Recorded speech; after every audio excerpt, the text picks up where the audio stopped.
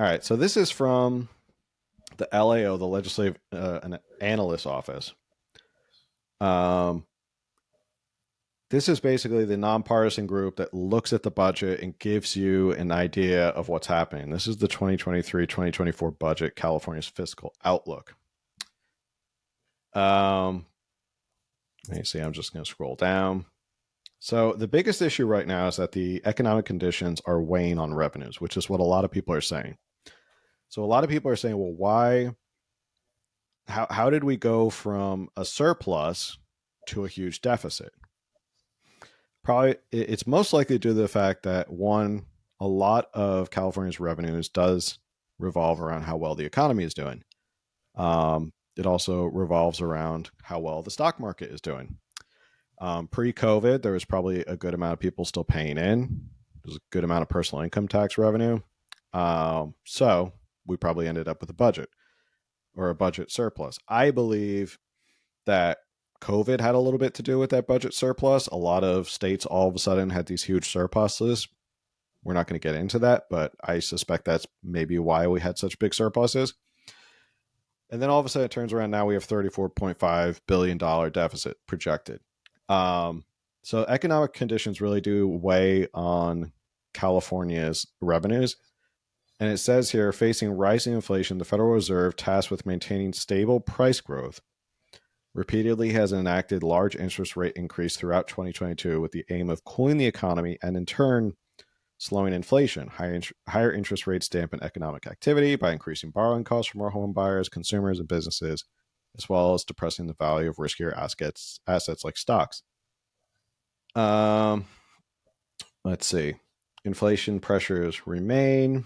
While there's slowdowns in some areas of the economy have not yet spread more broadly, similar historical episodes have ended in recessions. The longer inflation persists and the higher the Federal Reserve increases interest rates in response, the greater the risk to the economy. The chances that the Federal Reserve can tame inflation without inducing a recession are narrow. It's a nice bleak outlook. So, all right, I'll take a step back. I'm not trying to get too wonky in terms of what's going on right now. The Federal Reserve, inflation, we talked about before. You go to the supermarket, eggs are $8 a dozen, milk is $6, everything's out of control. You're going, I spent $100 and I went home with bread, eggs, and milk. Inflation's out of control. So what the Fed is trying to do is increase interest rates, which forces people to hold on to their money, maybe save money, not take out so many loans, slow the economy a little bit, kind of cool it down. But it's very, very hard to do. Right now, there's a lot of economists thinking that we're kind of on the edge of a recession. This legislative analyst office is saying that it's very likely, it's very narrow, that we're not going to be able to avoid a recession. And that's just a tip of the iceberg. It goes on to say, were a recession to occur soon, revenue declines in the budget window are very likely would be more severe than the outlook. So basically what they're saying is right now, California, as it stands in their financial picture, we're at a $34.5 billion deficit. And that's assuming, best case scenario, we don't have a recession. That's the best case scenario. Whew. So imagine if there is a recession, all of a sudden, the projections are going to be way worse. What that does for the Stressing me budget, out. it's pretty crazy. So yeah, they're You're gonna basing it have on to. the best case scenario. They have not made this to believe that what their recommendations or what their outlook is based on if there's a recession. It's based on if there is no recession.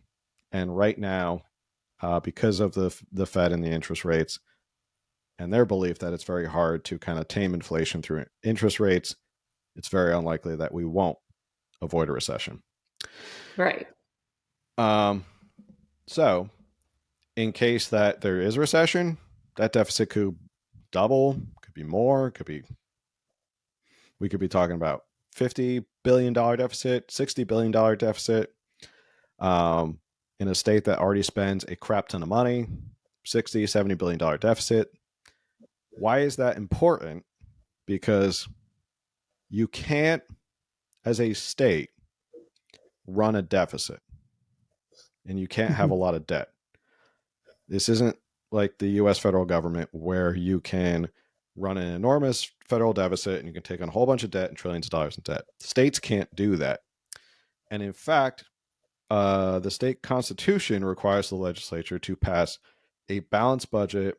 As a result, if earlier in the process the state faces a budget problem, the legislature must solve the problem using a combination of tools. In a recession, the main tool for solving a budget problem is the state's reserve. If the reserves are insufficient to cover the budget problem, however, the legislature must take other actions to bring the budget into balance. These actions include reducing spending, increasing revenues, and or shifting costs, for example, between funds, time periods, or entities of the government. So, based on that outlook, I'll pose you the question. Do you think this is a good outlook financially for California, or does this look kind of bleak? I'm sorry, it looks bleak. And why would you say that? Well, it already feels bleak based on, talking about going to the grocery store and all of a sudden $100 and you've got only four items. And now we do have this deficit that's just kind of projected, and they don't know what's going to happen if we go into recession, and we're probably going into recession.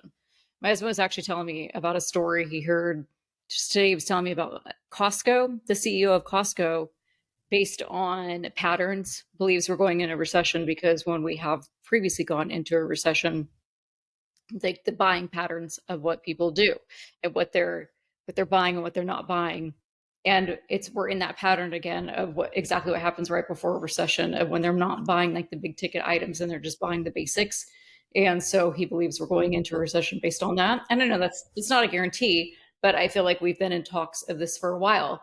And I think I mentioned to you, it feels like we're just like bleeding money over here. And we're like, well, what are we even buying? And nothing's changed. It's just like, it, this is it's California. And people can't afford to give raises. Yeah, Inflation has gone up.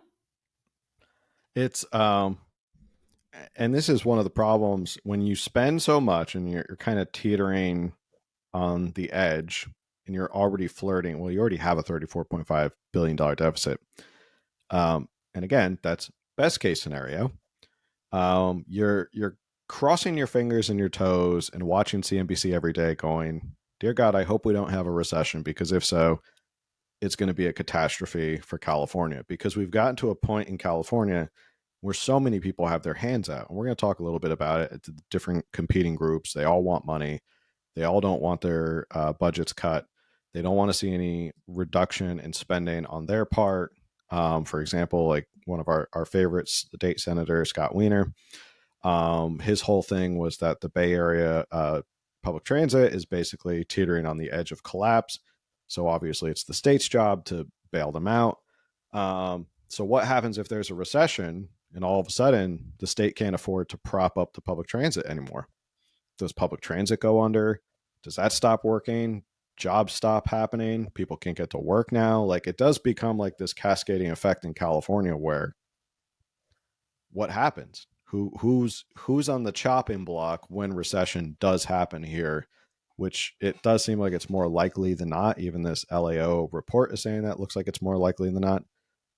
Um, and that's the problem when you're kind of teetering on the edge and you spend so much damn money. It's like anything. It's like your personal. It's like your personal budget. If you spend to the absolute max of all the money you're bringing in every month, and then all of a sudden your car loses a tire or something, all of a sudden you're like, ah, crap, how do I pay for this tire? It becomes that issue, like you can't live Mhm. to the absolute max of your budget. Um, Yeah, I feel like California's been leading up to this for a while. Like there's been budget issues for years. But then I think it kind of feels like with the COVID surplus money, they got a little too excited and weren't thinking ahead of this money could go away. We're not going to get this every year. And so it mhm. was like they were all excited to go. It's like when someone gets a bonus and they're like, oh, we get to do all the things that we never got to do now, but the bonus only goes so far. and then Yeah, you do all these things and your spending increases, and all of a sudden the following year you don't have that bonus, and then you're like, wait, how do we were spending X amount on groceries and this and that and like vacations, but all those things now you don't have the budget for it. And it feels like California kind of did that. it's the Clark Griswold problem from Christmas Vacation, where he's counting on the budget to build his pool, and then the budget Right. doesn't come, and then he already has a down payment on the pool. Um, let's see.